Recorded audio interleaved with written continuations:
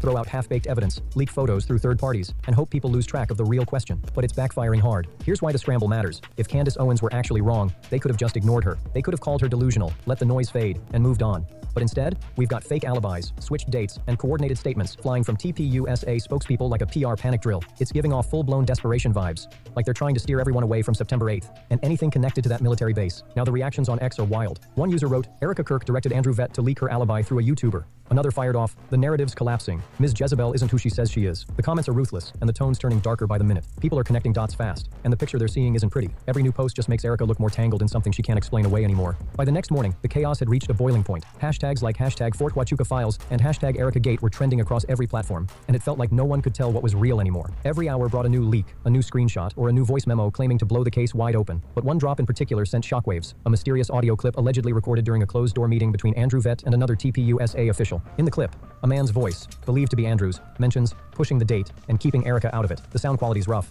but it was enough to make people lose it online. Candace immediately reposted it with a fire emoji and wrote, "This is what they didn't want you to hear." The post hit over 1 million views in less than a day. Erica's team responded fast, calling the recording fabricated, but even that statement sparked more drama. Social media users noticed the official post came from a brand new account, one that hadn't existed a week earlier. People started asking if her PR firm bailed on her because the tone sounded off, robotic, almost like it was written by AI. Meanwhile, whistleblowers claiming to be former TPUSA tech staff started dropping cryptic posts about internal servers being wiped right after Candace's podcast went live. They hinted at emails mentioning September 8th briefings and external contractors. That sent conspiracy circles into full meltdown mode. Threads, reaction videos, and even live streams breaking down every clue minute by minute. He was the one who issued that tweet, quoted the surgeon. I then told you that the surgeon never said that. That was not a quote from the surgeon. What I didn't tell you was that according to my source, which I trust very much, the person that was on that phone that said that quote was actually Erica. Erica claims Andrew went rogue and also the surgeon went rogue and violated HIPAA. My source says that no, the surgeon did not violate HIPAA and he never said that. But he answered Andrew Kovacs' questions because Erica was on the phone. Now, the Superman quotation came from her. By sunset, journalists were camping outside TPUSA headquarters, and reporters claimed the organization's media lines went completely silent. No official updates, no statements, just silence. And that made it worse. The harder everyone tried to calm things down, the louder the storm grew. Now the question flooding every timeline is brutal. If there's nothing to hide, why is everything being deleted, denied, and deflected? The tension's through the roof, and everyone's bracing for the next drop. Because whatever comes next might finally expose who's been pulling the strings all along. Fort Huachuca isn't the only piece of this mess. It goes even deeper. Candace just exposed another major twist, and this one's hitting hard. Remember that miracle bullet story? Andrew claimed a surgeon said it was unbelievable, that the bullet never exited Charlie Kirk's body, like something out of a movie. People were suspicious from the start. It sounded too polished, too dramatic, too scripted. Now Candace is saying that whole story didn't come from any surgeon at all. It came straight from Erica. She allegedly made it up, passed it to Andrew, and he repeated it like gospel truth. Why invent a miracle moment around your husband's death? Why turn tragedy into a performance? It's chilling. Erica's been dodging every question about Fort Huachuca, spinning fake alibis. And now this. She supposedly created a superhero-style story about Charlie's body stopping a bullet. And to make it worse, the autopsy report still hasn't been released.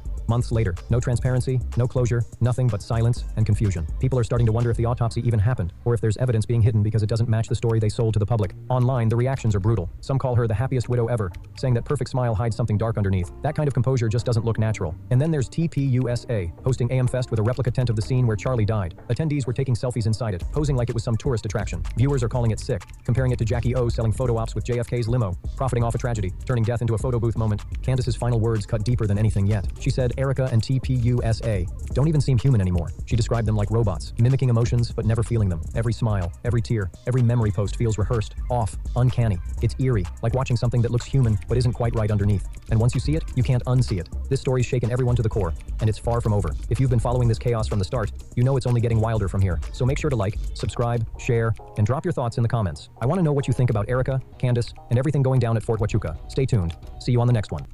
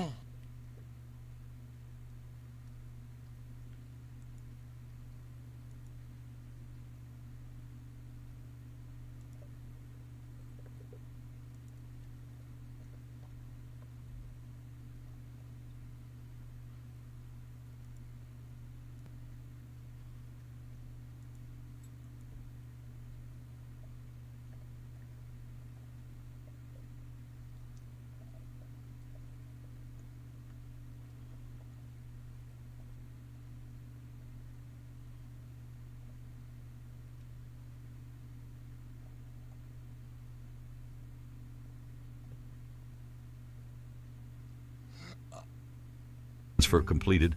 The room shuddered.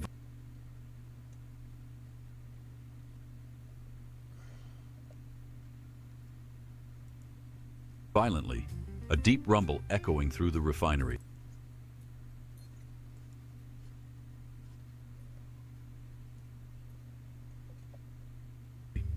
The lights flickered and alarms blared.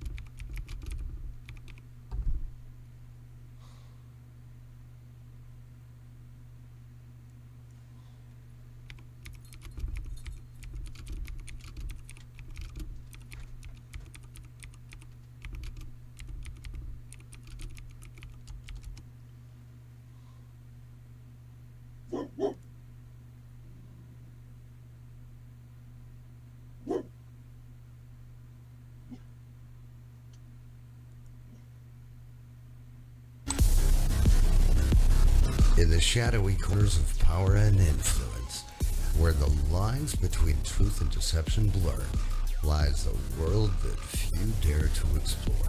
Join us as we venture into the labyrinth of the unspoken, the hidden, the deliberately obscured. We shine a light on the dogma that's been fed to the masses, unmasking the intricate web of deception spun by those who wish to control you. Welcome to Beyond Undisclosed.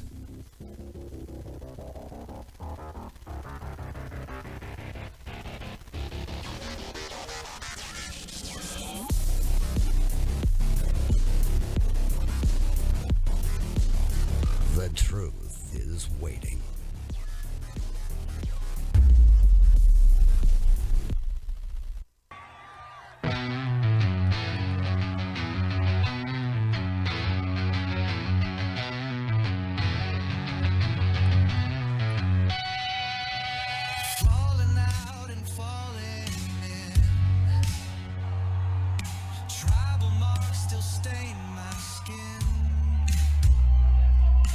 Called by wars I didn't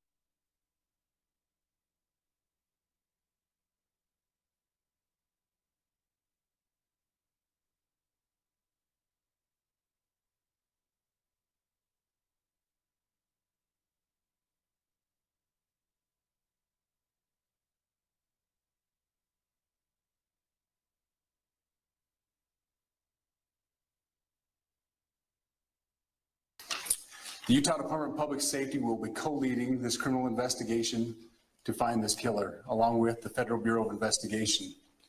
We are working in unison with the County Sheriff's Office, the local police department, and the University Police Department, all of which have been very cooperative and fully engaged in this process.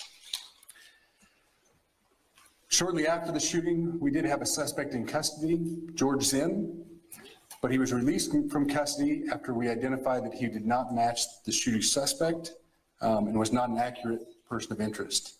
However, he has been booked in the department for obstruction of justice. We do still have an active investigation for the person of interest.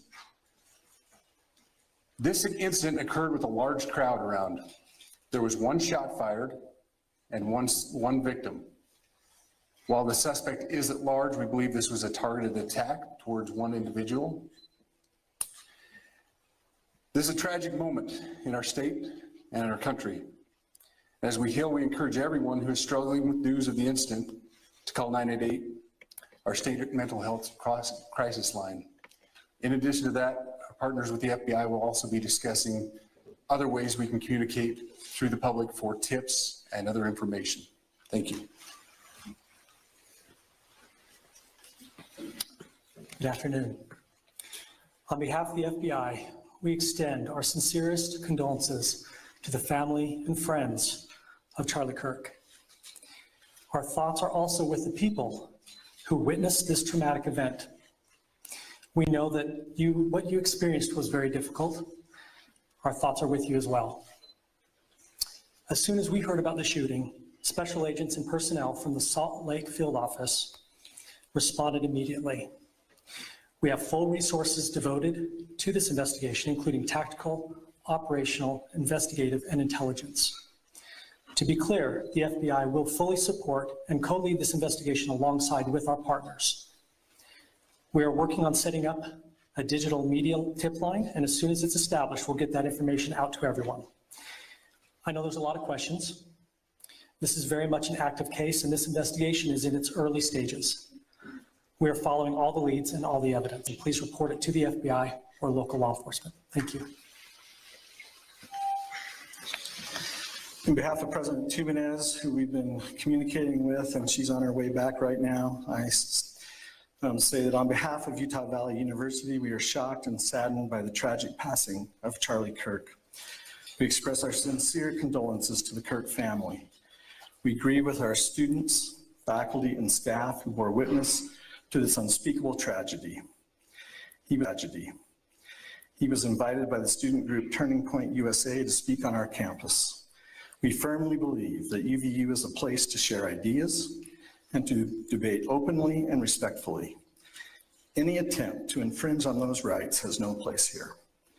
We do not condone any form of violence at UVU and seek to make our campus a safe place for all.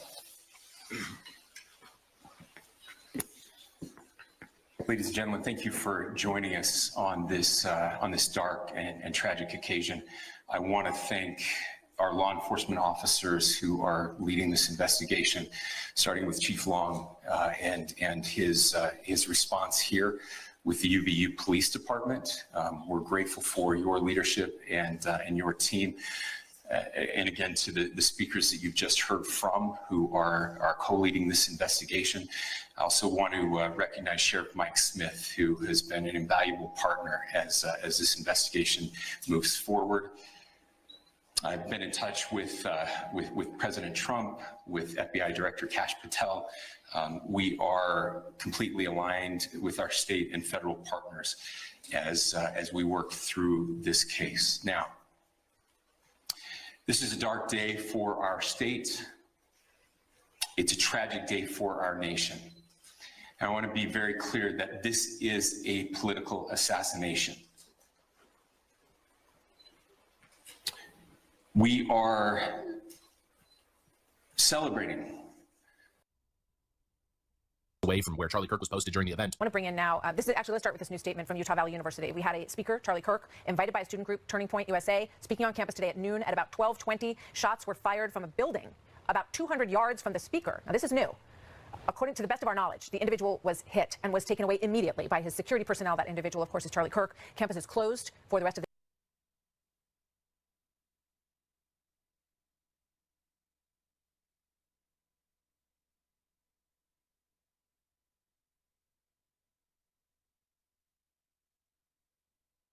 That's Charlie's necklace that's hanging. There's no blood on Charlie.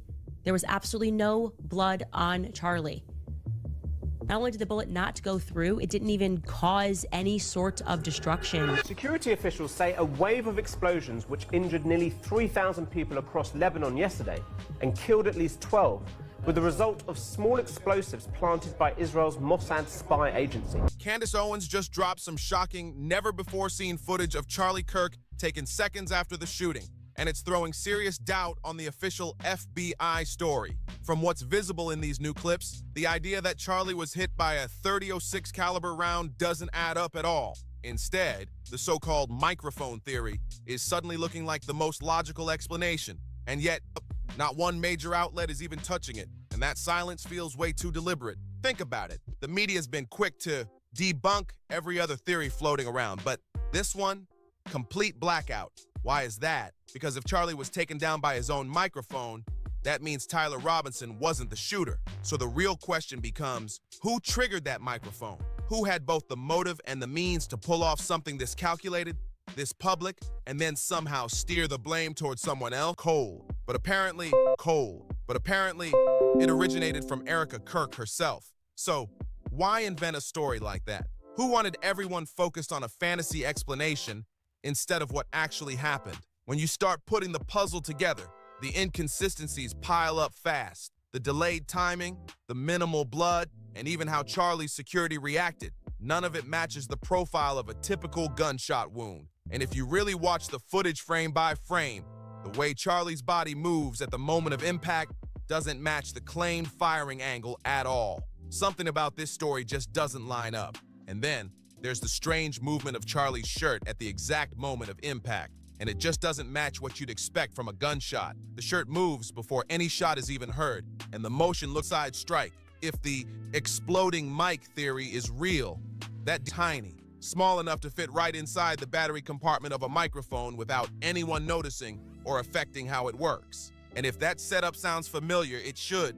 It's eerily similar to those exploding pager incidents from September 2024 that had everyone talking. The parallels are hard to ignore, but here's where it gets even more suspicious. If a mic really exploded, you'd expect some kind of debris, right?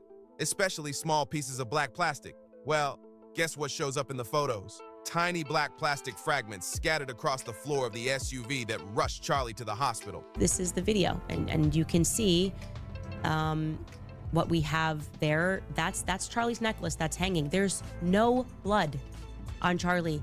There was absolutely no blood on Charlie.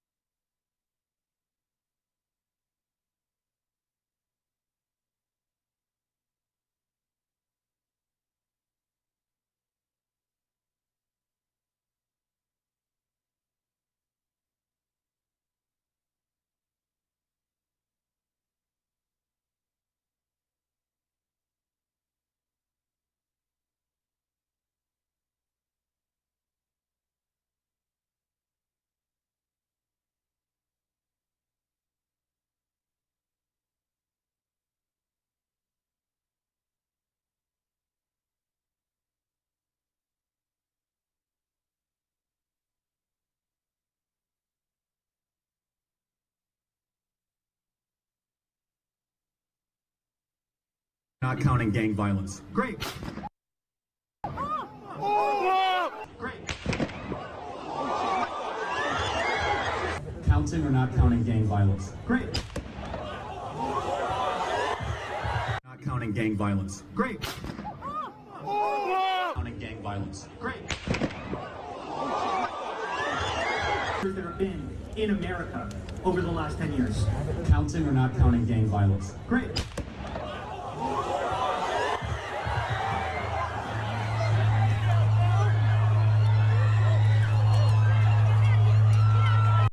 Do you know how many mass shooters there have been in America over the last 10 years? Counting or not counting gang violence. Great.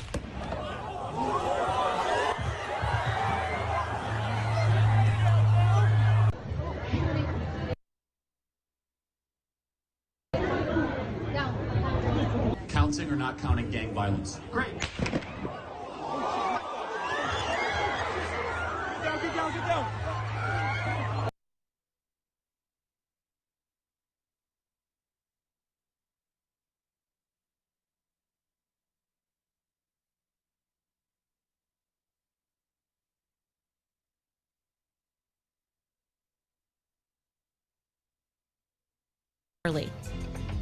Not only did the bullet not go through, it didn't even cause any sort of destruction. And I follow that video until he goes down. There's nothing that we would expect to see from a 30-06. And again, a proper crime scene investigation could have cleared up so many of these questions, but that never happened. The site was paved over the same weekend, with everything demolished and rebuilt using fresh materials. Who rebuilds a scene that fast while the investigation is supposedly still open? It's mind-blowing. And that's not all. One part of the footage stands out big time. It involves Charlie's head of security, Brian Harpo. According to analyst Blake Bednar, Harpo appears to have something hidden under his shirt and something else tucked in his pocket. Early in the clip, you can see him twisting or adjusting whatever's in that pocket. And almost instantly, the AV system starts glitching. Then, moments later, Harpo adjusts it again, right before everything goes haywire. Something about that timing feels way too precise to be a coincidence. So what exactly was Brian Harpo holding in his pocket? Was it something that could have interfered with the audio feed? Because that's not all. Harpo also seems to squeeze something with his right hand under his shirt just a moment before the impact, and his reaction right after is strange, to say the least. Instead of snapping his head toward the sound or showing confusion like everyone else, he hesitates for a second, then turns his whole body and moves straight toward Charlie, almost like he already knew exactly what had just gone down. And then there's the whistleblower known as Mitch, who allegedly spotted Harpo at a private meeting at Fort Chukka just one day before everything happened. If true, that timing is wild. Now here's another eerie coincidence that barely anyone's talking about. If the exploding mic theory holds up, that would mean the device used could have been a shaped charge, a type of small directed explosive meant to focus its power in one precise direction. These things are engineered to cut through metal, pierce armor, or slice through materials with incredible accuracy. And get this, one company that reportedly specialized in shaped charge technology was Accurate Energetic Systems, based in West Tennessee. Researcher Ian Carroll uncovered that this same company had a 4-month contract with the Department of Defense. like he was the one who issued that tweet and quoted the surgeon. I then told you that the surgeon never said that. That was not a quote from the surgeon. What I didn't tell you was that according to my source, which I trust very much, the person that was on that phone that said that quote was actually Erica. Erica claims Andrew went rogue and also the surgeon went rogue and violated HIPAA. My source says that no, the surgeon did not violate HIPAA and he never said that, but he answered Andrew Kovacs' questions because Erica was on the phone, and that the Superman quotation came from her. That ended in August 2025, specifically for developing miniaturized demolition devices. What's even more shocking is what came next. The plant manager resigned just days after Charlie's incident. And then, exactly 1 month later, on October 10th, 2025, the entire facility exploded, leaving no one alive to explain anything. So if anyone inside that plant had knowledge of, or had worked on, a device like the one that allegedly harmed Charlie, well, they're now gone.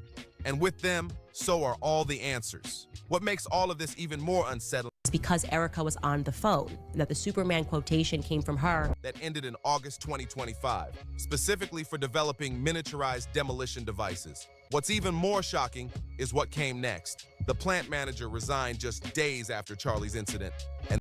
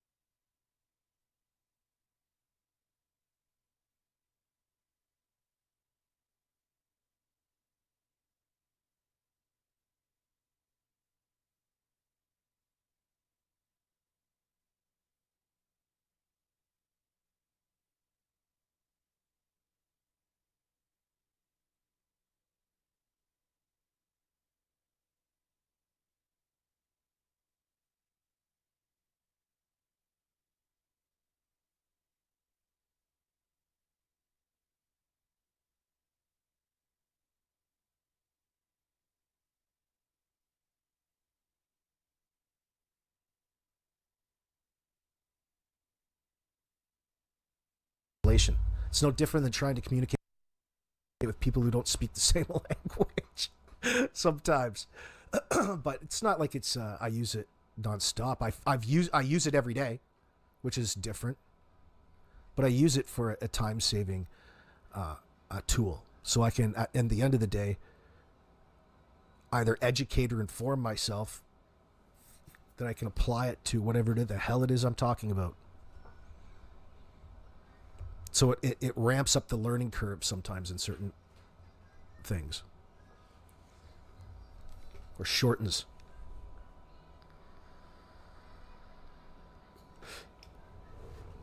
But who the fuck cares? Who cares about that? Who cares? What's up, Kim Elton?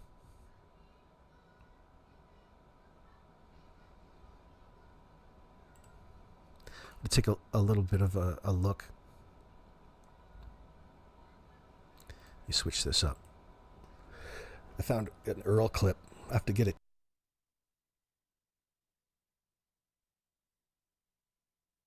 He's a fucking moron. Let me see.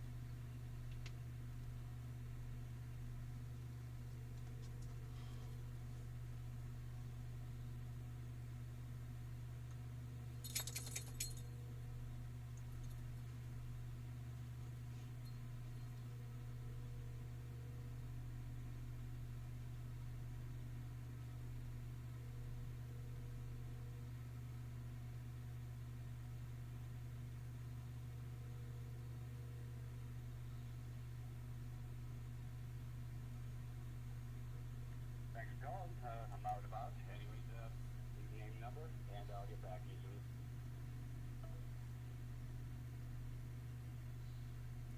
Tommy!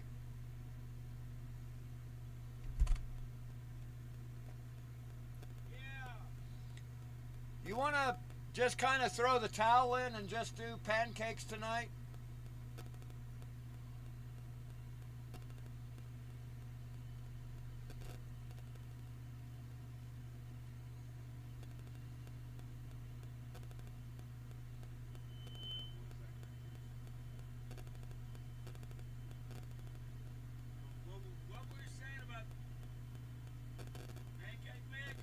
Yeah, do you want to throw in the towel and just do pancakes tonight?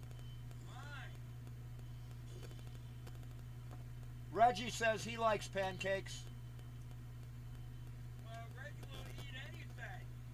As long as we're eating it. Yeah, he likes pancakes. Yeah. You see, he's telling me he likes pancakes. Okay, well. So, you want pancakes tonight?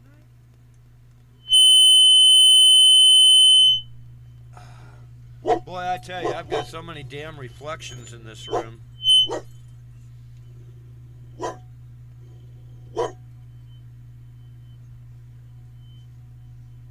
Maybe if I change this angle there.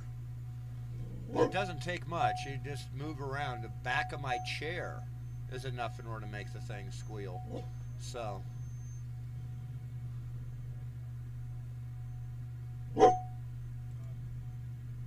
The room fell silent as schematics, fleet movements, All right, that's not needed.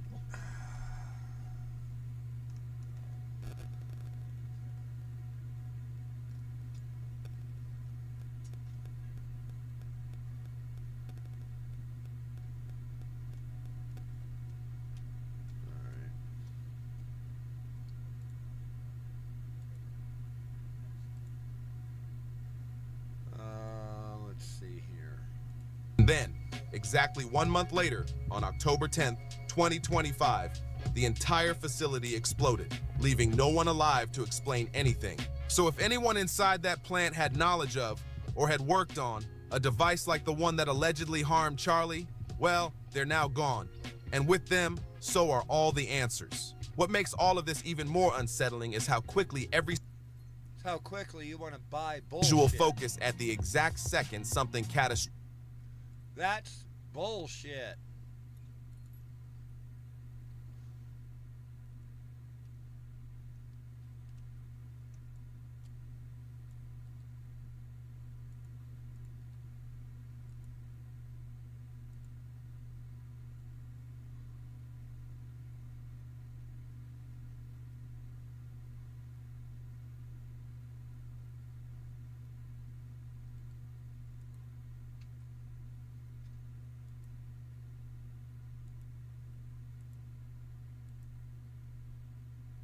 Okay, so Tyler Robinson made his first appearance in court this week in person, and many are very upset about the way that he was smiling and carrying on conversation in the courtroom with his lawyers, and fair enough. However, a professional lip reader published some very shocking things. Erica KIRK in hot mess after the spotlight swings to Tyler Robinson, and the internet is acting like he's the one quietly blowing the whole thing open. Clips from inside the courtroom are getting passed around, and people are literally hiring professional lip readers to analyze every frame, claiming Tyler has finally had enough of all the lies. According to this online narrative, he's not just testifying, he's straight up turning on TPUSA and Erica KIRK piece by piece because he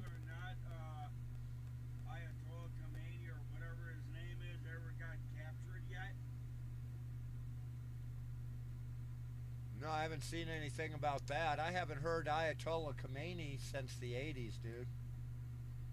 Well, evidently, this one might be named that, too. Really? Well, then, if I'm wrong, then what is his real name, then? I think that would be not his name, but his title. You know, like commissioner or governor. I don't speak that language, but that's my impression, that it's a title, not a name. That's fine, but... Alright, then I'll call him Jackass. Has Jackass been captured yet? I have no clue. I haven't seen anything on that.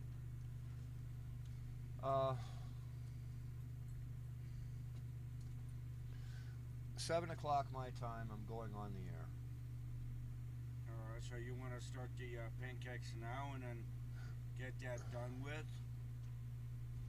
Yeah, but I'm still curious in why we lost power last night.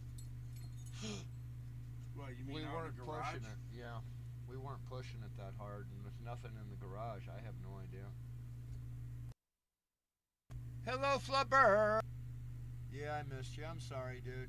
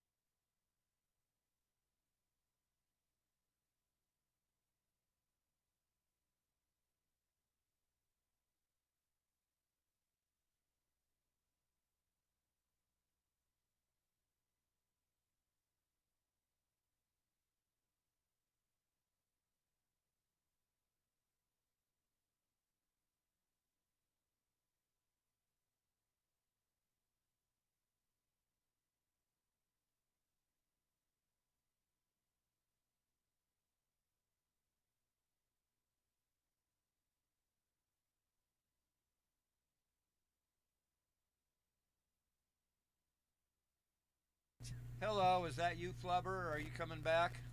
There ain't that much on. There ain't too many people that used to be on that are on anymore.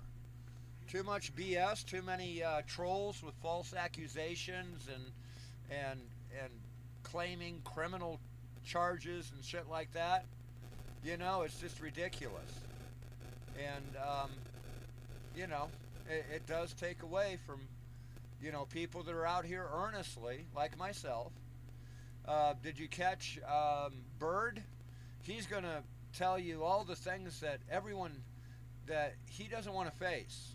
He wants to say that he wants to say secrets about everyone else when he's actually talking about secrets about himself. Did you see that? He's going to try to come on, I think on Wednesday. Okay, he's testing the water in order to see what's going on. Here, let me show you.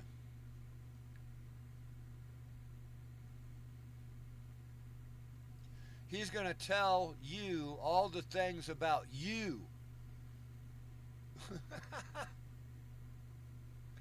Here, look. The truth about yourselves, none of you want to hear. No, it's the truth about him that nobody wants to hear. Well, maybe the prosecuting attorney.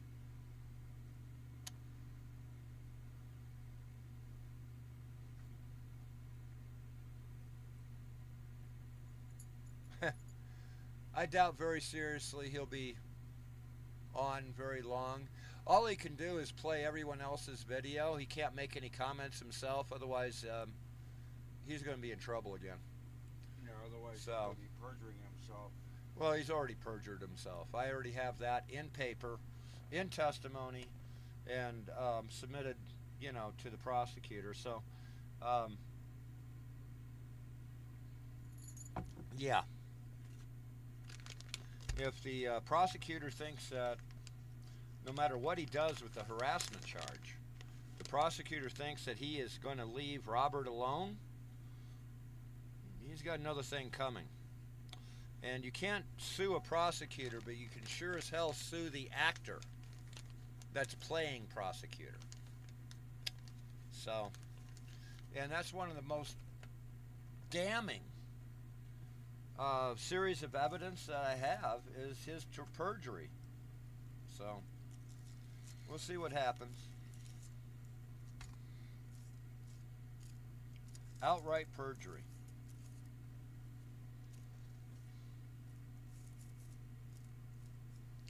So,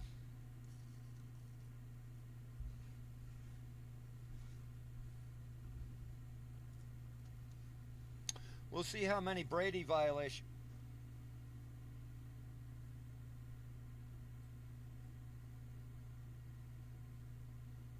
We'll see how many Brady violations the prosecutor wants to, you know, commit for the harassment charge.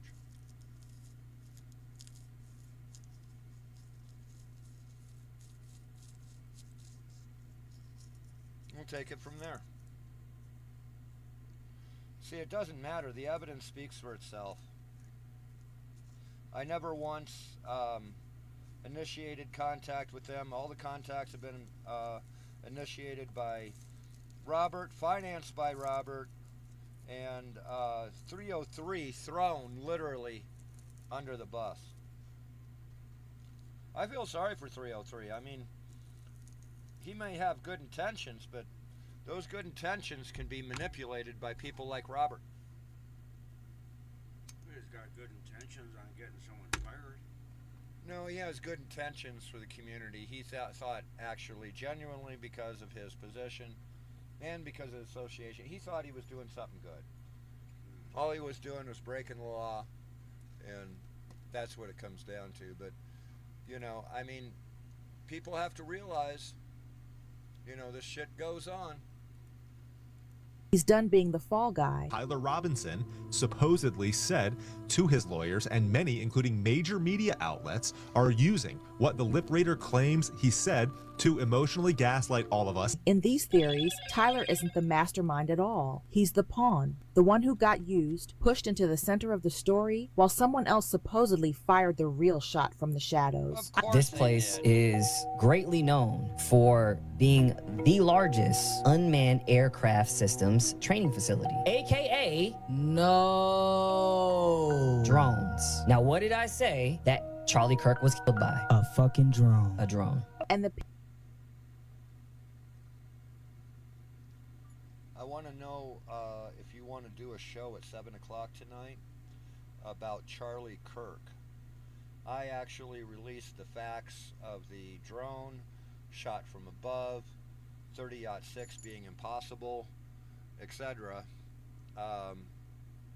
Within 48 hours of it happening. So I am doing a special tonight because now they're saying that Robertson is claiming innocence and that he is a patsy, and his wife, Mrs. Kirk, is actually knowledgeable beforehand. So there's a lot of BS flying, and I thought we might straighten that out if you wanted to join. You know you got a hot mic. I don't care. Okay. I'm going to have a hell of an audience tonight. Well, it's going to be a big audience tonight. Do you want to go ahead and get the pancake started? And yeah. If I don't get hit in the face again.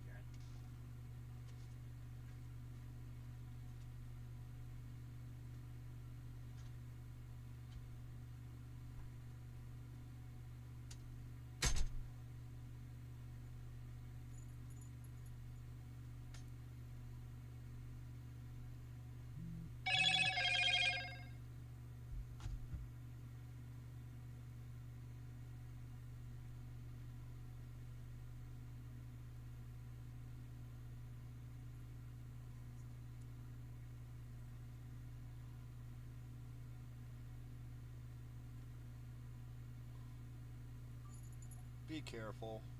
Make sure that you have phone numbers, addresses, names, etc. because someone was supposed to collect on their account last week, and all of a sudden they went underground. He can't get a hold of anybody, and there was even gold that was supposed to have been shipped or began to ship, and nothing has happened.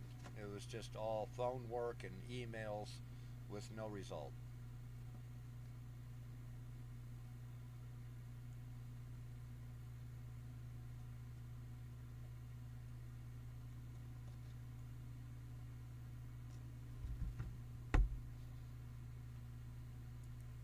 So, we're going to have one hell of a show tonight. And no, it's not going to be on YouTube, so you're going to have to figure it out. People pushing this angle say, if you line everything up, it starts to look less like a tragic accident and more like a staged operation. That's where the so-called forensic experts on social media come in. They pick apart the official version about how Charlie was supposedly hit, talking about the angle, the location, even the way the injury was described. They argue that if it really happened the way TPUSA officials first framed it, from there, the theories get darker and more complicated. Some corners of... If it was framed like that, they might as well say a UFO came by and abducted him and he's still living. It's complete sham. Complete sham.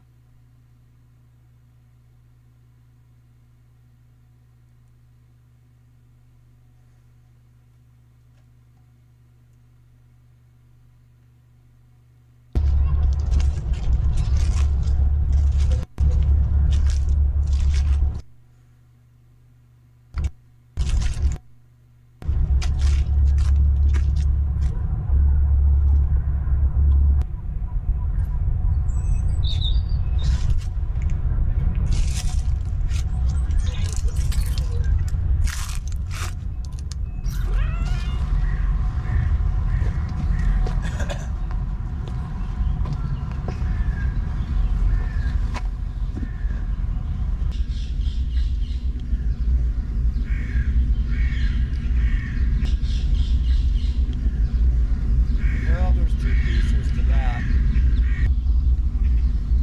I feel sorry that they cemented the tree, but if the tree was about to fall over, that's how they do it. They cement the tree. If he's that damn upset about it, go out and get a mini Quisa hut or something like that for these kittens.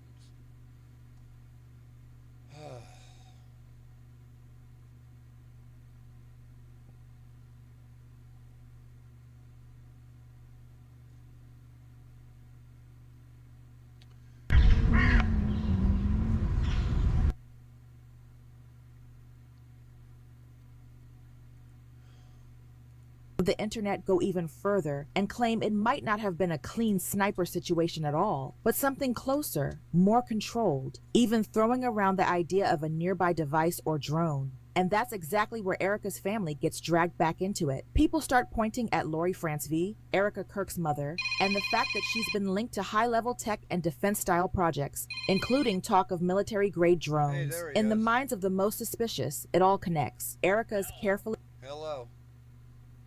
So, I'm gonna charge my headphones a little more. Uh-huh. So that we have more than 30% battery on them to deal with. You know what? Yeah, okay. Let me check to see if I can use my headphone. Let me stay on the phone with me. And I'm gonna, that way we don't have to connect by internet. We can just use the phone. Just a second. Let me see if this will work. Okay, am I on yet? Can you hear me? Here, let me call you back.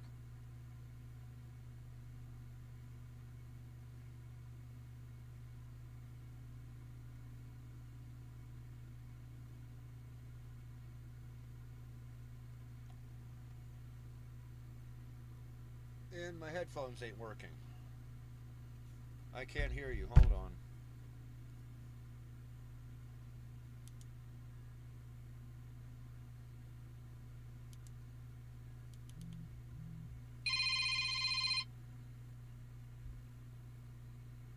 Okay, now I can hear you. Hold on. But I have my headphones charging because I was planning to go on like cam and everything for you. Okay. I don't care though. So you can do StreamYards or something? Yeah, I mean we can do that or your phone idea. I don't care either way. I mean it's your thing. I don't give a shit. Well, you're almost strong enough. I don't know if you can get a higher microphone. Hold on just a second. Let me adjust something. Hold on.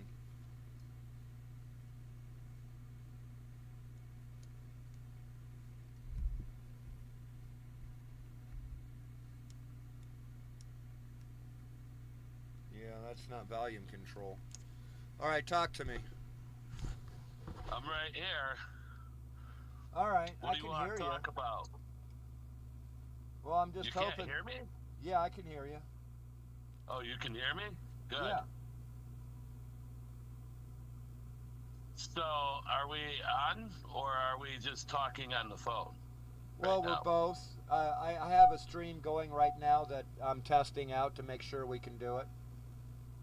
Oh, okay, okay. We can So, do it by like- phone, it looks like. Let me check the stream itself. Hold on. I can't because you're on the phone. Hold on just a second. Let me check, see what's it's doing. For you. Okay. I don't care though. So you can do StreamYards. Okay, yeah, that's fine. We're okay for levels. Oh, really? Yeah. Huh. It worked out. Interesting. The other thing you're going to want to do is tune in to the show itself, so you can see the videos and stuff like that I'm playing. Other than that, we seem to be good. Uh-huh. So yeah, it's going to be an hour and a half from now. Okay, I'll probably want to do it on the computer though, so that I can broadcast it on HN4. You know what I mean? Oh yeah, that just makes for sense. something different to put on, you know, for something interesting to put on, because I have a feeling we're gonna have an interesting conversation. I got news for you. I ought to send you. I'll tell you what. Let me send you the playlist I'll be working with tonight, and it's 4 videos that I made. Let's see. It's 14 minutes, 30 minutes, 21 minutes, and 36 minutes. But we're going to be jumping around in those. Now, do you have Return of Beware Mouse? You mean on YouTube or? Yeah, do you know where that is? I believe I do. Oh, okay. Go to YouTube, go to Return of Beware Mouse, and then go to my playlists. It'll be the last playlist I made. It's just simply named Charlie Kirk. Huh. This should be an interesting conversation, because I'm curious on why you're so certain for sure that he's dead, and that wasn't how bad because we got played. you don't have the left side of your neck with the carotid artery tore out of your neck, okay, with globs of blood flowing out, and then survive. You don't survive when the back of your skull has been turned into a jigsaw puzzle. That's assuming that wasn't just really good, like stage No, wait until you blood see and the really video I good have. special You can effects. you can actually see the contrail from the bullet, and the bullet pulling his skin from his neck away from his neck. You know why I have questions on that, though, right? Oh yeah, and Because I don't believe fuck all right now. Yeah, I like, don't. Really? Well, here's another one. If you really want to go a step further, who's to say that that Trump wasn't actually assassinated, not on camera, and they replaced him with a lookalike? Hitler had several lookalikes. Bush had several lookalikes. Okay, and I would expect that Trump, other than Las Vegas Strip, would have several lookalikes. You know, so this is something that's been going on for, you know, forever. Okay, which one is it? You know, who is it?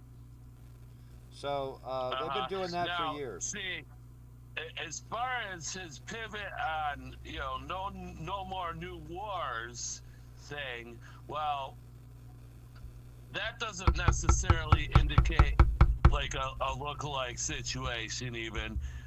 I mean, I get what you're saying, but it's like, how the fuck do you figure it out? By You know what just I looking mean? at the evidence. Because even with You see, even the reason with the why I'm fact going that on. we're about to be in a huge war, which actually that might not even happen because you hear about the discombobulator. The reason why I'm going on tonight is not because of Charlie Kirk. It's because of the FBI. They arrested somebody. They arrested somebody that they already knew did not shoot him. And that means that whatever's going on, our enemy is the FBI. Now, whether they've been taken over by the Mossad, I don't know. But the FBI and the security system for Trump and both assassination attempts failed. They replaced people, getting the worst people they could find in order to sit there and guard Trump, and then sit there and hid KIRK, which was actually the dead person on the roof. And then this Charlie Kirk thing. This is the FBI is not our agency. It's somebody else's agency. It's been taken over, and we need to expose that. That's what I want to go in, because there's no way that the FBI can continuously get these cases wrong.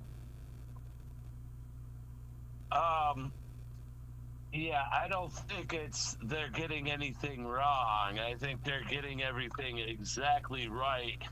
What? Are you trying to tell me that Charlie Kirk was shot from 180 yards away? They're getting everything exactly right, but not the way that we would consider it getting it right.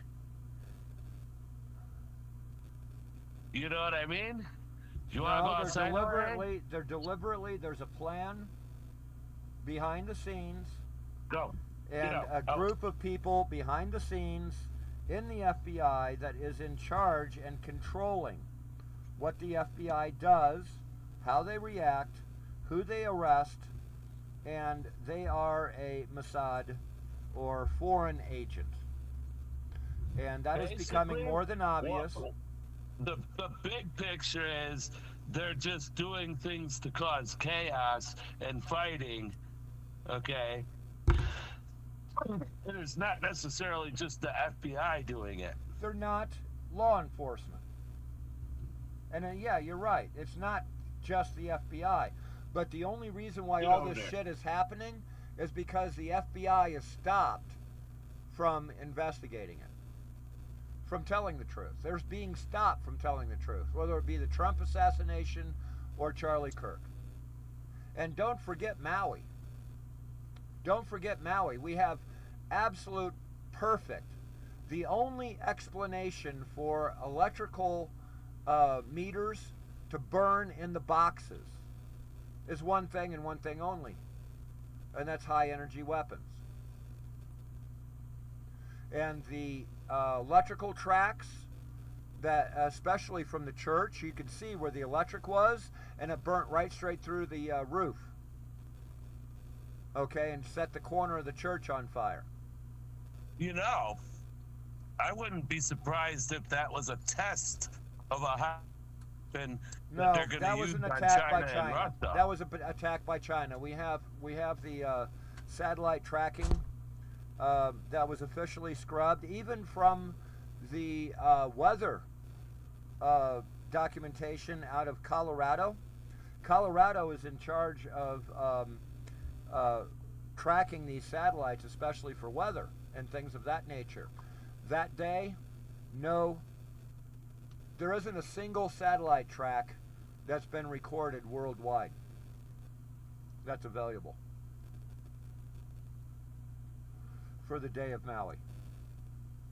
Okay, it is sad, but unfortunately it's more than true. Absolutely freaking true. And the FBI is at the center of it. The FBI, where it takes a left turn or a right turn away from the truth every single time, has started and enforced by the FBI. I have an hour and a half in order to get food and stuff like that, so I'm going to let you go for right now, okay? Yeah. And again, go to Return of Beware Mouse. It's the last playlist I have there. Go ahead and review some of that. Jump around. There's a lot of dead air and a lot of old news reports you've already heard. But then I tear it up, and you'll see what I'm talking about. As soon as you see what I'm seeing, there's no way that we're going to be able to continue to have any claim on Robertson at all. Robertson had nothing to do with it, man. He may have been like these trolls being paid. He may have been paid in order to go and dance on the roof or something silly in order to put him where he was, but he wasn't the shooter. Definitely wasn't. All along, there's no way he could be a shooter on that level, okay? Because on a good day, he'd need to be older than that. He'd have to have military experience or years of hunting experience since he was 12 or something to make that shot that way. No, I don't buy it. Yeah. I know I couldn't just go out and make that shot. Yeah, I could shoot you like on my lawn, but I couldn't shoot you on the other end of my property. I had a green beret. I had a green beret. When I was living in North Dakota, I had a green beret that was living with us. And we had an incident where he actually went out and shot a deer on our property. But he didn't have a deer tag. But we were on our property. We can shoot on our property without a deer tag, right? So the police showed up. They confiscated his weapon and everything like that. The shot that he made was only 50 yards. Green beret, well-trained, lots of experience, shoots 3-4 times a week, at least, maybe a dozen shots, and stuff like that. Always stayed in practice. It took him 2 shots at 50 yards. Yeah, But the second shot, right straight through the back of the deer's head. That was not a 30-06. I can't remember exactly. I can't remember exactly what it was, but there was nothing left of that deer's head. There was absolutely nothing left of it, but it wasn't a 30-06. It was a lesser. It was more like an AR. Okay, yeah, it was no 30-06. Jorge, stop it! You're getting tangled up. Stop it! Uh-oh, Jorge's getting tangled up. You know Jorge? You do. You know Mark's doggy? Mark's doggy Come on, Jorge. Tangled up. You learned how to not get tangled, haven't you? Come here. Maybe. Come here. Come here. You hear Mark? You hear him tell him? Jorge? Yeah? You remember that doggy? All right. All right, well, go ahead and review that. I'm going to go ahead and shut down here for a while until 7. All right. All right, man. All right, bye. Later. Want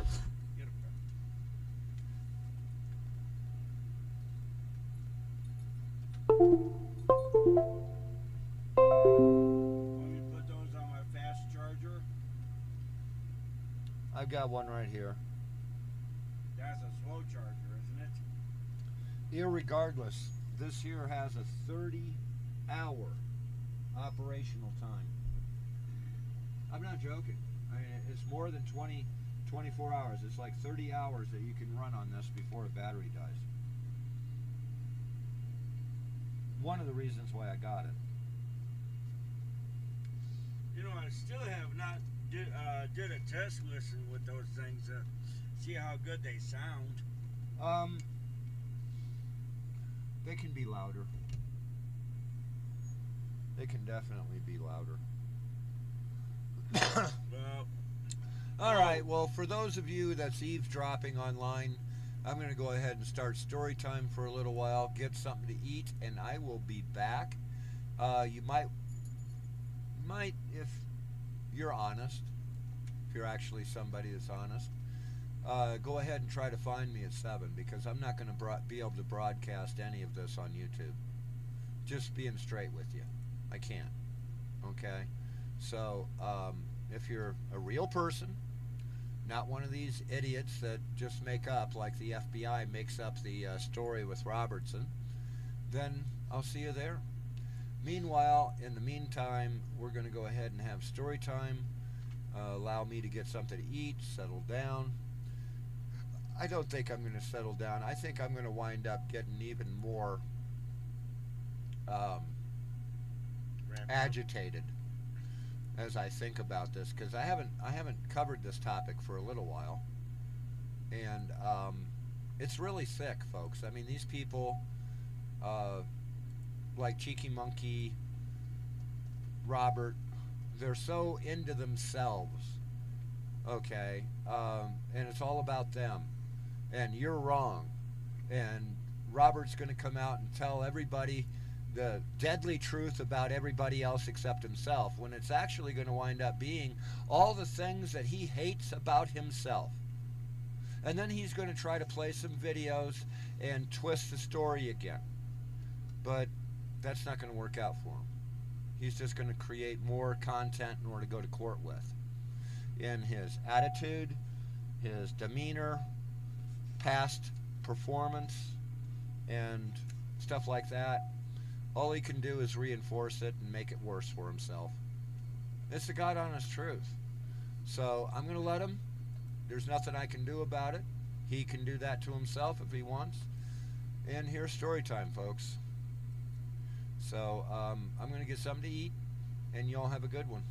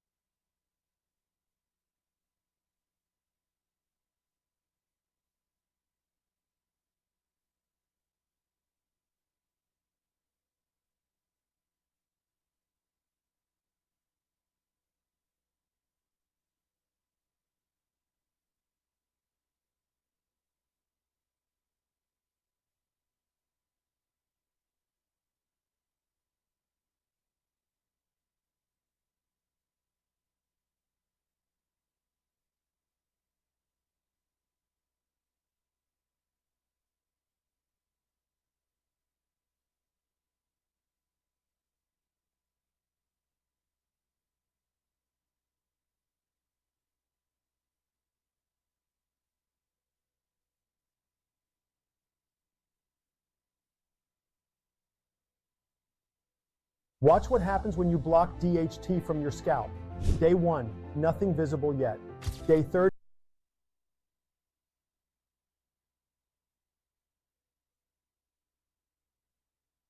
Bath and accidentally discovered the principles of displacement physics. Then there's Leonardo da Vinci, who was trying to invent a flying machine and accidentally created blueprints for interdimensional travel. The Galactic Safety Commission had to send a team to confiscate his notebooks and replace them with less dangerous designs for helicopters and parachutes. Below them, Earth continued its serene rotation, completely unaware that its population was currently giving an entire space fleet the cosmic equivalent of severe anxiety attacks. Professor Nibblestone had just successfully used a miniature wormhole generator to get his cat down from a tree, though the cat was now experiencing mild temporal displacement and occasionally meowed in ancient Egyptian. Mrs. Puddingworth was experimenting with quantum mechanics to make her soufflé rise properly. Her kitchen had become a wonderland of culinary physics, where ingredients existed in superposition until observed. Measurements were approximate suggestions, and her oven operated on principles that would make Einstein weep with confusion and admiration. And somewhere in Nebraska, a farmer named Gus had just figured out how to use controlled antimatter reactions to get his tractor started on cold mornings. The tractor now ran on what he called atomic enthusiasm and could plow 17 fields simultaneously across multiple dimensions. The local agricultural extension office was very interested in his techniques, though they were having trouble with the paperwork since the forms kept achieving sentience and filing themselves. "Sir," Wibblesnork continued, reading from what appeared to be a document roughly the size of a small moon, "it says here that humans once accidentally created a new form of life while trying to invent a better can opener. The life form is apparently now running 17 different star systems and sends Christmas cards to its creator every year." "Christmas cards?" Admiral Crexius asked weakly. "Apparently it's some kind of human tradition involving the exchange of decorative paper and seasonal goodwill.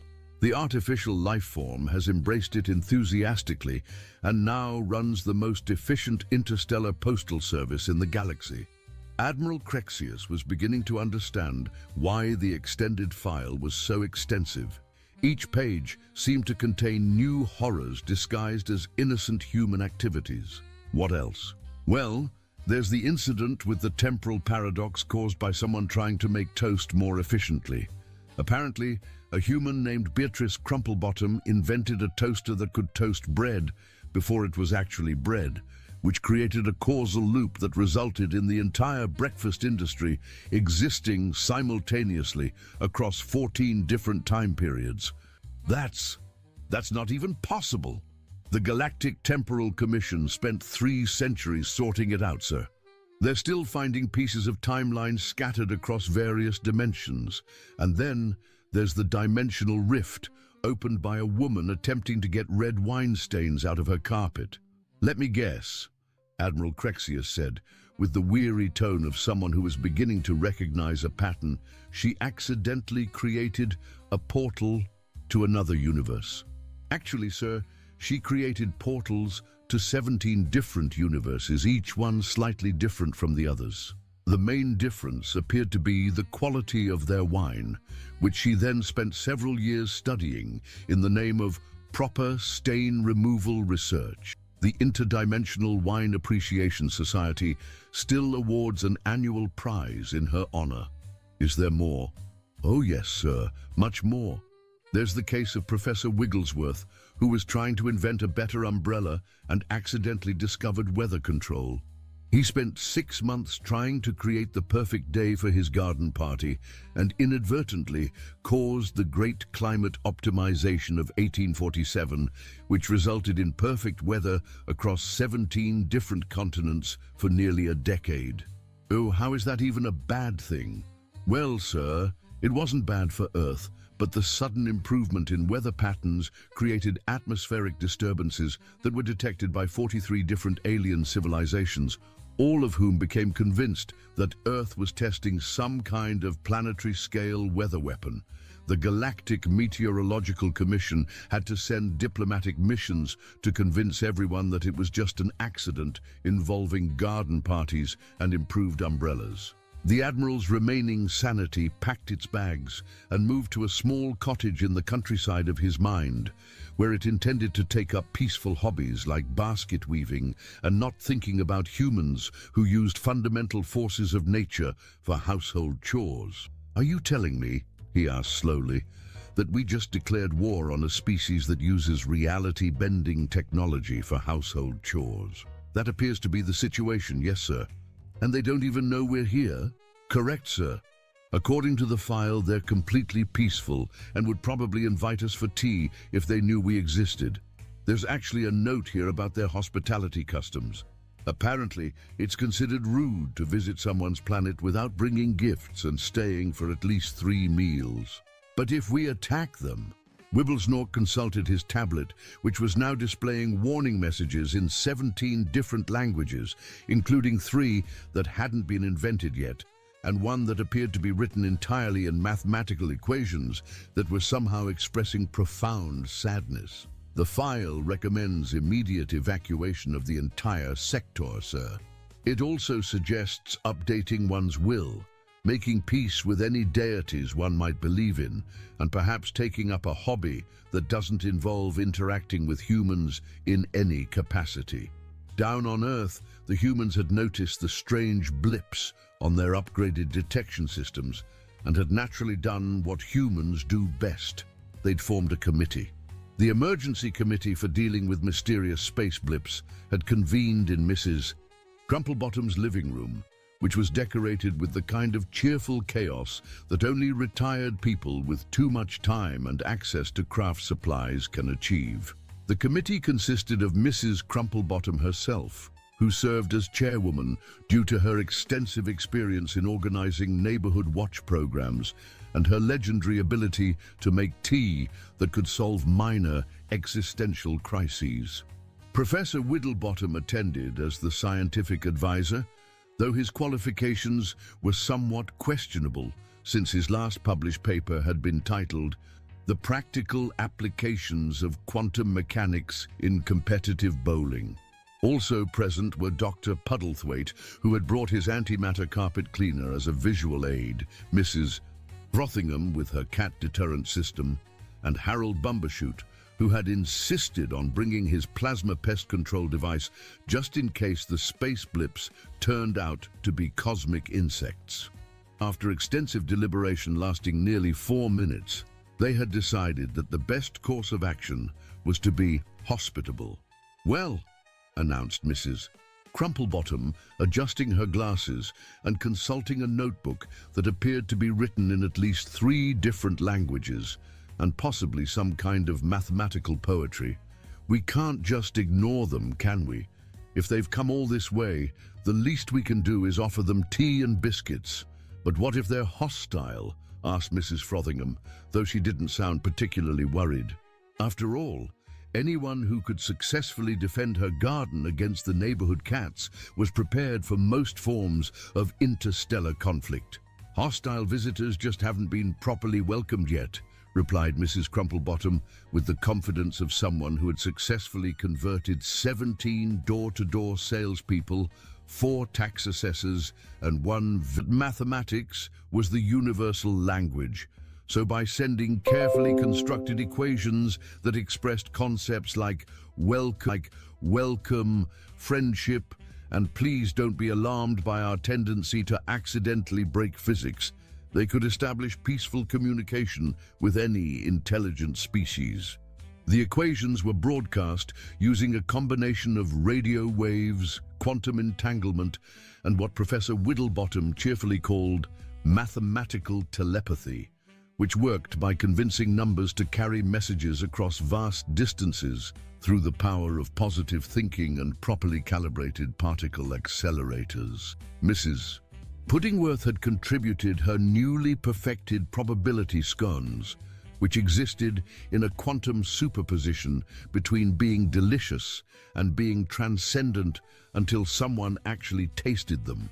The scones had the remarkable property of being exactly what the person eating them most needed at that moment, whether that was comfort food, spiritual enlightenment, or simply something that tasted like their grandmother's baking, but with better nutritional content and mild reality-stabilizing properties. The Korgathian fleet was now reporting incidents that their military manual had no procedures for. 3 ships had accidentally been turned into modern art installations after getting too close to Professor Crinklebottom's aesthetic enhancement field, which was designed to make his garden more visually appealing, but had the side effect of imposing artistic sensibilities on any nearby objects. 2 ships had developed the ability to taste colors after exposure to Mrs. Henderson's synesthesia-inducing flower garden, which she'd created accidentally while trying to grow roses that could be appreciated by people with different sensory capabilities. The affected crews were now filing reports that described enemy positions in terms of tangy purple and melodic chartreuse. And one ship had somehow become trapped in a pocket dimension that smelled faintly of lavender and existential dread, which was the result of Bartholomew Crinklebottom's attempt to create a more philosophical approach to lawn care. His grass now contemplated its own existence while growing, which made for very thoughtful landscaping, but had the unfortunate side effect of creating small reality distortions that asked passers-by uncomfortable questions about the meaning of life. "Sir," Wibblesnork announced, his voice now reaching frequencies that were causing aurora displays on nearby planets and making several small moons hum in harmony. "We have a problem." "Another problem?" Admiral Crexius asked, though at this point he was beginning to feel like someone collecting problems was his actual job description. "The humans have apparently decided we're shy and are now trying to make us feel more comfortable by broadcasting what they call soothing cosmic harmonies." "That doesn't sound so bad," Admiral Crexius replied hopefully, though his experience with human solutions was rapidly teaching him that hope was a dangerous luxury. "Sir, the harmonies are causing our ship hulls to achieve enlightenment. 3 decks have already transcended physical existence and are now contemplating the nature of being while filing reports about the beauty of entropy. The engine room has started writing poetry about the elegance of thermodynamics, and our navigation computer has begun questioning whether there's any real point in going anywhere if we're all just going to end up as heat death eventually." The soothing cosmic harmonies were actually Mrs. Twiddlebottom's contribution to the Welcome Committee's efforts. As a retired music teacher with a degree in theoretical acoustics and too much time on her hands, she'd constructed what she called her interstellar friendship orchestra in her back garden. The system worked by analyzing the emotional state of anyone within a 50 light-year radius and then generating musical frequencies specifically designed to promote feelings of peace, contentment, and mild philosophical contemplation. It was essentially therapy through weaponized music, though Mrs. Twiddlebottom preferred to think of it as aggressive nurturing. Admiral Crexius closed his eyes and tried to remember what his life had been like before he'd decided to invade a planet full of beings who used the building blocks of reality as hobby supplies. It seemed like a simpler time, when physics made sense, his spaceship didn't have feelings, and the most complicated thing he had to worry about was which end of the laser cannon to point at the enemy. "What are our options, Lieutenant?" "Well, sir, we could try to escape, but they've apparently created what they call a friendship field around our fleet. According to our instruments, it won't let us leave until we've properly socialized and have had what appears to be a minimum of 3 cups of tea and at least one meaningful conversation about our feelings. Is that even possible? Sir, at this point, I'm not sure what's possible anymore. According to our sensors, they've just invited us to participate in something called a Reality Appreciation Club and have offered to teach us how to knit with space-time. They've also sent us a recipe for something called quantum cookies, and what appears to be instructions for building a simple interdimensional parking space so we can land safely. The situation had moved beyond military disaster and was now approaching what philosophers would later term cosmic comedy of errors level 7. The Korgathian fleet was effectively trapped by the most aggressively friendly species in the universe, who were determined to show them a good time whether they wanted one or not. The quantum cookies recipe was particularly disturbing from a military perspective. According to the attached notes, they were baked using just a pinch of temporal displacement and a dash of quantum uncertainty, which meant they existed in multiple states simultaneously until someone decided to eat them. The recipe helpfully included warnings like, "Do not over-bake, as this may cause cookies to achieve consciousness." And, "If cookies begin discussing philosophy, they are ready to serve." "Sir," the communications officer announced, with the shell-shocked tone of someone who'd been processing impossible information for several hours, "we're receiving another transmission." "What now?" Admiral Crexius asked, though he was beginning to feel like someone trapped in a particularly surreal nightmare where the monsters were aggressively hospitable and insisted on feeding him baked goods that violated the laws of physics. "They say they've prepared a welcome to the neighborhood gift basket. It contains something called self-baking bread, a gravity adjustment tool for making our stay more comfortable, and what appears to be a pocket universe starter kit for beginners." The self-baking bread was Professor Crumplebottom's latest invention, designed to solve the age-old problem of having to wait for bread to rise. The bread worked by creating its own localized time acceleration field, which meant it could complete the entire baking process in approximately 30 seconds, while experiencing several hours of subjective time. The bread emerged perfectly baked, and with a slight tendency to hum contentedly and occasionally share philosophical insights about the nature of grain. The gravity adjustment tool was Mrs. Henderson's solution to the problem of making visitors feel comfortable regardless of their home planet's gravitational conditions. It was essentially a portable gravity generator that could be calibrated to match any species' preferences, though it had the side effect of occasionally creating small gravity wells that attracted loose change and caused people's hair to behave in interesting ways. The Pocket Universe Starter Kit was perhaps the most ambitious offering. Dr. Puddlethwaite had developed it after becoming frustrated with the limited storage space in his garage. The kit contained everything needed to create a small, personal dimension, complete with instructions that began with Step 1, locate a suitable patch of space-time, and included helpful diagrams that looked like they'd been drawn by someone who understood advanced mathematics but had learned to draw from a particularly artistic toddler.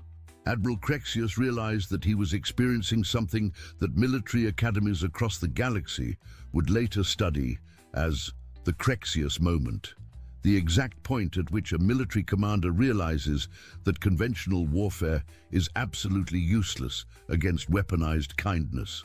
"Wibblesnork," he said, with the tone of someone who had just discovered that everything he thought he knew about the universe was wrong, "send a message to High Command." "What should it say, sir?" Tell them we've encountered a species so dangerous that they've managed to conquer us without firing a single shot. They've defeated our entire fleet using hospitality. Should I mention the quantum cookies, sir?" "Definitely mention the quantum cookies. Also mention that our strategic computer has just asked for the recipe and wants to know if it can be modified to create tactical pastries. And tell them that our ship's AI has developed an interest in gardening and is requesting a transfer to the Earth Cultural Exchange Program." And so, in what would later be recorded as the shortest war in galactic history, lasting exactly 4 hours and 17 minutes, the mighty Korgathian Empire found itself conquered not by superior firepower, but by superior baking. The humans, completely unaware that they'd just accidentally prevented an interstellar war, continued with their daily routines. Professor Tiddlywinks finished his new improved reality detector, which could now identify alternate dimensions, parallel universes, and really good restaurants across 17 different sectors of space-time. Mrs. Crumplebottom successfully grew the first roses to bloom in 17 different dimensions simultaneously, which created a garden display that was literally beyond description and had to be appreciated through interpretive mathematics. And somewhere in the suburbs, Mr. Puddlebottom was still trying to figure out why his lawnmower had started offering him philosophical advice about the nature of grass consciousness and the existential implications of regular trimming. The lawnmower had developed these tendencies after he'd attempted to upgrade its mulching capabilities using quantum mechanics, which had resulted in a machine that not only cut grass, but also contemplated the ethical implications of its actions. The Korgathian fleet, meanwhile, had been gently guided to land in what the humans had quickly designated as the Intergalactic Visitor Parking Area, which was actually Mrs. Henderson's back 40 acres that she'd been wondering what to do with anyway. The humans had rapidly constructed what they called comfort facilities for their unexpected guests, which included gravity-adjustable landing pads, atmosphere processing stations that could accommodate any known breathing requirements, and a welcome center that existed in several dimensions simultaneously to ensure adequate space for everyone. Admiral Crexius found himself sitting in what appeared to be the most comfortable chair in the universe, which Professor Wibblethwaite had knocked together in about 10 minutes using what he casually referred to as basic comfort physics. The chair somehow knew exactly how to support his body regardless of his species' anatomy and had the additional feature of providing gentle massage therapy through controlled gravitational fluctuations. He was holding a cup of tea that somehow tasted like the color blue and made him feel nostalgic for a childhood he'd never had. The tea had been prepared by Mrs. Crumplebottom using her special blend, which included what she called temporal tea leaves that had been aged in accelerated time and quantum honey that existed in a superposition between being sweet and being transcendent until it was actually consumed. "This is impossible," he muttered to Wibblesnork, who was currently being shown how to knit with quantum entanglement by a cheerful elderly lady named Doris, whose hobby was creating sweaters that existed in multiple dimensions and could keep the wearer warm in any conceivable climate, including the vacuum of space. "What's impossible, dear?" asked Mrs. Crumplebottom, appearing beside him with the unsettling ability that all proper hostesses possess to materialize wherever refreshments might be needed. She was carrying a tray of what appeared to be sandwiches that were somehow more sandwich-like than regular sandwiches, as if they'd been optimized at the molecular level for maximum sandwich efficiency. All of this, the technology, the physics-defying inventions, the casual manipulation of fundamental forces, how do you do it? Mrs. Crumplebottom blinked in surprise, her expression suggesting that she'd just been asked to explain why water was wet or why gravity pointed downward. "Oh, that. Well, we just sort of figure things out as we go along, really. Professor Waddlebottom always says that if you can't solve a problem with the tools you have, you're probably not thinking creatively enough. But the complexity, the advanced mathematics, the theoretical framework required for quantum consciousness manipulation.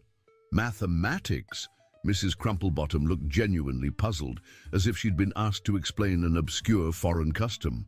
"Oh, we don't bother much with all that complicated stuff. We just tinker until something works.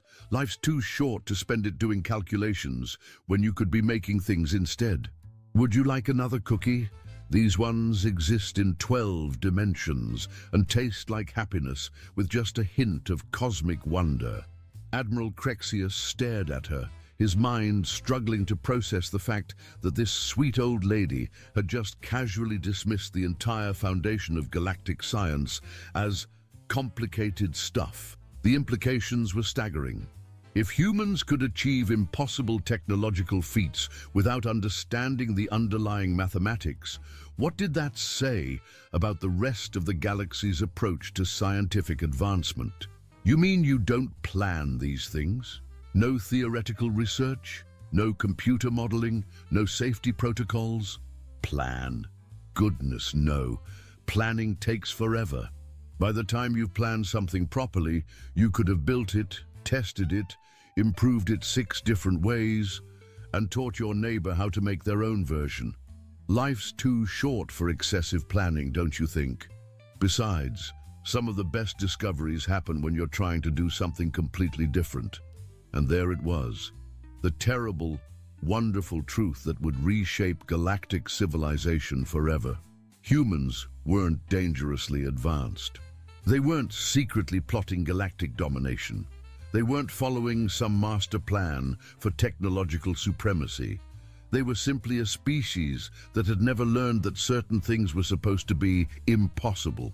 When faced with a problem, they didn't consult committees or run computer simulations or spend decades developing theoretical frameworks. They didn't worry about safety protocols or environmental impact studies or peer review processes.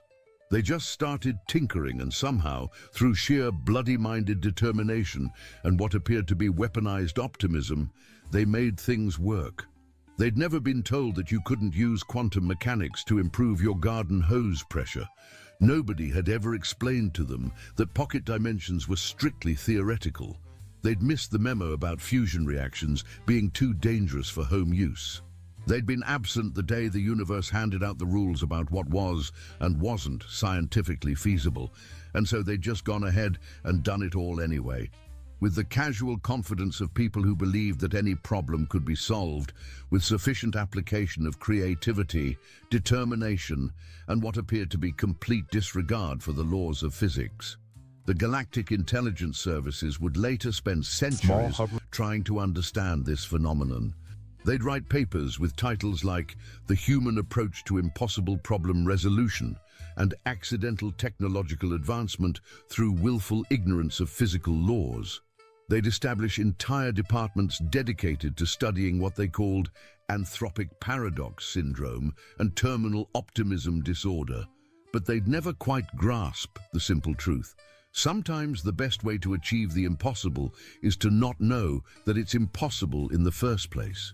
Admiral Crexius found himself staying for dinner, which was served on plates that somehow knew what food each guest would find most appealing and adjusted their contents accordingly. The plates had been created by Professor Nibblestone as a solution to the problem of cooking for guests with wildly different dietary requirements, and they worked by scanning the diner's nutritional needs and taste preferences at the quantum level. The conversation during dinner ranged from gardening techniques that involved controlled fusion reactions to Mrs. Puddingworth's latest experiments in what she called culinary probability theory. She'd been working on recipes that existed in multiple states simultaneously, allowing diners to experience several different meals at once, while somehow maintaining perfect flavor balance across all possible combinations. Then there was the evening entertainment, which involved Professor Crinklebottom's demonstration of his musical gravity generator. The device could create gravitational fields that resonated at specific frequencies, essentially turning the fabric of space-time into a cosmic orchestra. The performance included a rousing rendition of Twinkle, Twinkle, Little Star that was literally accompanied by actual twinkling stars that Professor Crinklebottom had convinced to join in for the evening.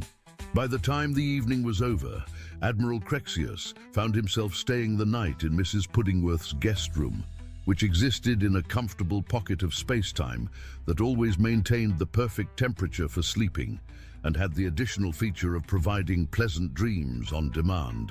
The room could adjust its temporal flow to ensure that guests always got exactly 8 hours of sleep, regardless of how long they actually spent in bed. By morning, he'd sent another message to High Command, Cancel invasion. Request immediate diplomatic mission. Also request transfer to Earth Cultural Exchange Program. These people have invented musical furniture. Our tactical computer wants to learn to play the harmonica. Please send help, but only the friendly kind. The Korgathian Empire, faced with the choice between trying to conquer an unconquerable species or joining them for tea and cookies, made the only sensible decision possible. They officially petitioned to become Earth's first galactic neighbor, contributing their advanced military technology to help with what the humans cheerfully called the big projects. The results were predictably spectacular. Within 6 months, they jointly developed intergalactic public transportation using a combination of Korgathian jump drive technology and human creative route optimization, which resulted in a transportation network that could get passengers anywhere in the galaxy in under an hour. Though sometimes they arrived before they'd left due to what the engineers called temporal enthusiasm. No, they'd solved the universal parking problem by creating parking spaces that existed in folded dimensions, allowing infinite parking in zero space. The system worked so well that several major cities reported having more parking spaces than they had cars, which led to a brief period of competitive parking where people tried to outpark each other using increasingly elaborate vehicles. They'd accidentally created a new form of art that existed primarily in the taste buds of distant civilizations after Mrs. Frothingham's attempt to improve intergalactic cuisine resulted in flavor combinations that could only be properly appreciated by beings with 17 different types of taste receptors. And they'd established the first interstellar gardening society, which shared techniques for growing plants that could thrive in any environment, including the vacuum of space, the cores of gas giants, and the hearts of neutron stars. The Society's newsletter had become the most widely read publication in the galaxy, though much of it had to be translated into mathematical equations because some of the gardening techniques involved concepts that didn't exist in most languages. Blixort Fumblethwaite, meanwhile, had finally found the correct classification file for Earth buried under a stack of lunch receipts and what appeared to be a grocery list from the Mesozoic era. He read it through, blinked all 3 eyes simultaneously, and quietly filed it under problems for next Tuesday, though he made a mental note to maybe, possibly, perhaps, read the files more carefully in the future. The file was quite comprehensive, running to approximately 17,000 pages and including sections on human creativity containment protocols, emergency procedures for accidental reality modification, and what to do when humans invite you for tea, a survival guide. In the final section of the file was titled Long-Term Implications of Human Contact, and contained a single sentence that would become famous throughout the galaxy. Recommendation: prepare for a universe where the impossible happens daily and the laws of physics are more like polite suggestions, because sometimes the universe has a sense of humor. Sometimes the most dangerous thing you can do is underestimate a species that uses the fundamental forces of nature to make better tea. And sometimes the best way to prevent a war is to invite the invaders over for cookies and show them how to knit with the fabric of space-time itself. The Korgathian invasion fleet became the Korgathian Cultural Exchange Program. Admiral Crexius became Earth's first ambassador of intergalactic friendship, a position that mainly involved explaining to visiting dignitaries why the humans had decided to paint their moon purple and how they'd managed to teach their houseplants to sing in harmony.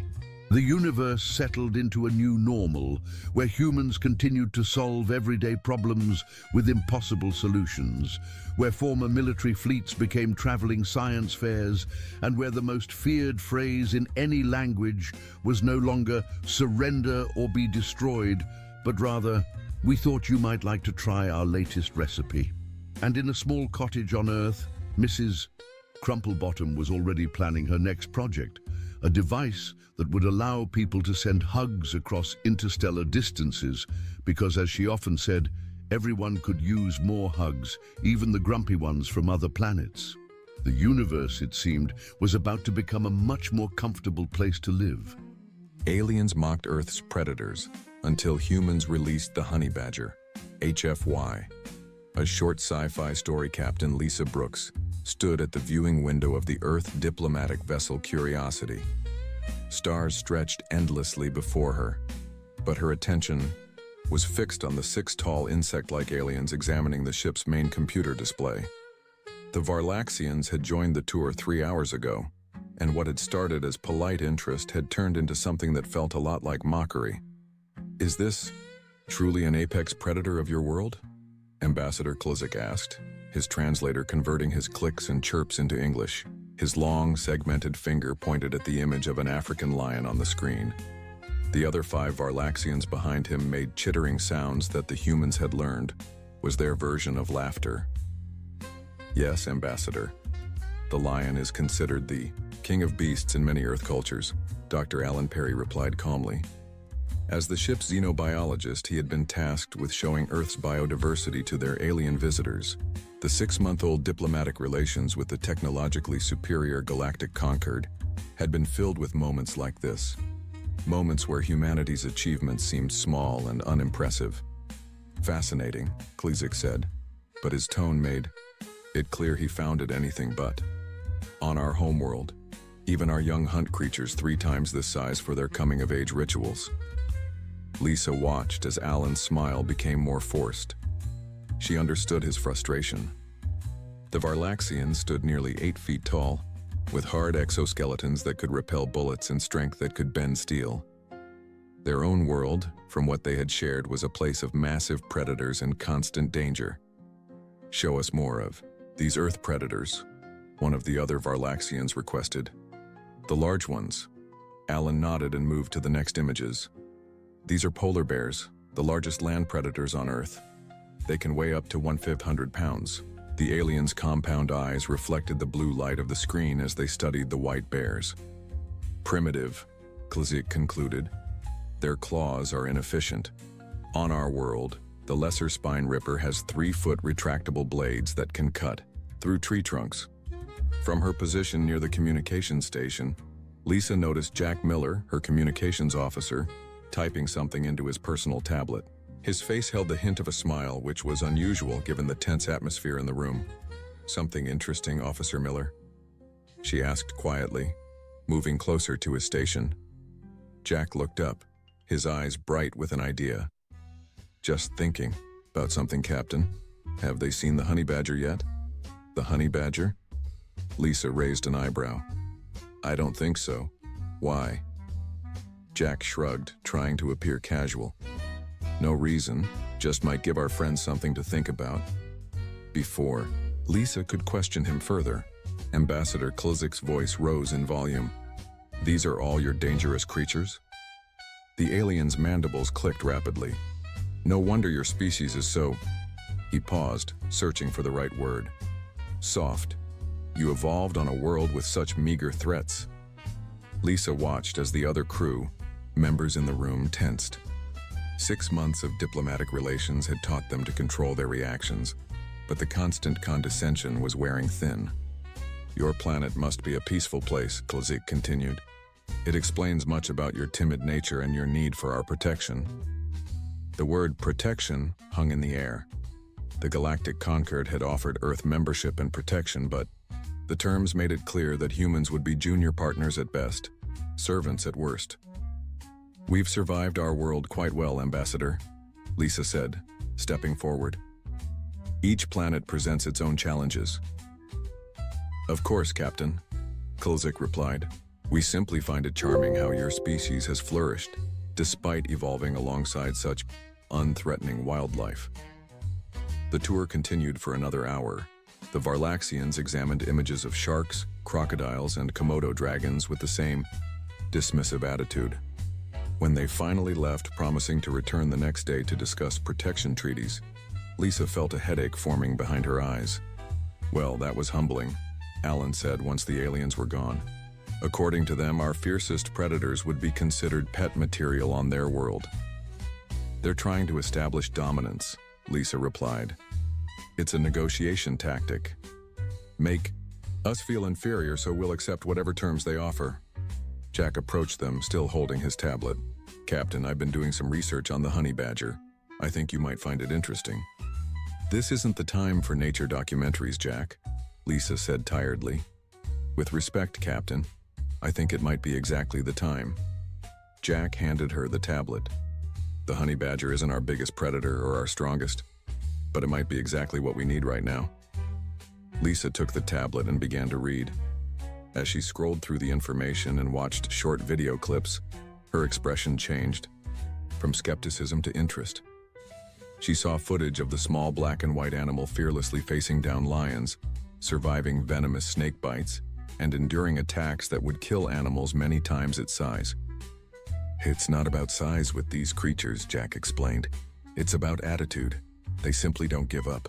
They don't understand the concept of surrender. Alan peered over Lisa's shoulder at the tablet. Fascinating. They have incredibly thick skin, partial immunity to venom, and a tenacity that borders on insanity. Lisa watched a clip of a honey badger taking on 6 hyenas, getting repeatedly bitten, yet refusing to back down. They're like Earth's stubborn streak personified, she murmured. Exactly, Jack said. The Varlaxians keep showing us their strength and size, but what if we showed them something different? Something they don't understand? Lisa handed the tablet back to Jack, a slow smile spreading across her face. Jack, I want you to compile everything we have on honey badgers, and then I want you to prepare a presentation. For the Varlaxians? Alan asked, confused. No, Lisa replied. For Earth Command. I think it's time we stop trying to impress the Galactic Concord with size and strength they'll always outmatch. Instead, let's show them something uniquely Earth, our refusal to back down no matter the odds. Lisa walked back to the viewing window, looking out at the stars. The Varlaxians and the other alien species of the Galactic Concord had been dismissing humans since first contact. They saw a small, physically weak species from a planet with unimpressive predators, but they had never met the honey badger, and they had never truly understood humans. Call a meeting of the senior staff, Lisa said. I think we've been approaching this all wrong. We've been trying to show them we're worth respecting. Instead, let's show them what happens when they underestimate us. As she turned back to her crew, Lisa felt a new sense of purpose. The Varlaxians had mocked Earth's predators. Soon, they would learn why that was a mistake. Aliens mocked Earth's predators until humans released the honey badger, HFY, a short sci-fi story. 2 weeks passed quickly aboard the Earth diplomatic vessel Curiosity. Captain Lisa Brooks sat at the head of the conference table in the ship's main meeting room, watching as her senior staff filed in.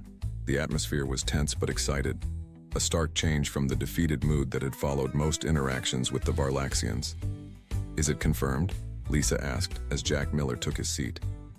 Jack nodded, his eyes bright with excitement. Yes, Captain. The Galactic Concord just made the official announcement. They're calling it the Grand Predator Exhibition. Dr. Alan Perry let out a low whistle. So they're really going through with it? A galactic zoo show and tell. Not just a show and tell, Jack corrected. It's being framed as a cultural exchange, but everyone knows what it really is. A chance for the established species to show off their biological superiority. Lisa tapped her fingers against the polished surface of the table. And they specifically requested that Earth participate?